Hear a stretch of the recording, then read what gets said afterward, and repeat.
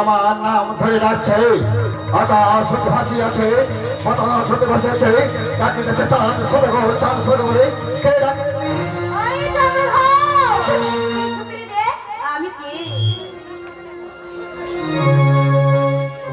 ওরে চাঁদমণিকারি, তোকে আমি স্বর্গ মর্ত কোথাও খুঁজেছি, কোথাও দেখা পেয়েছে না।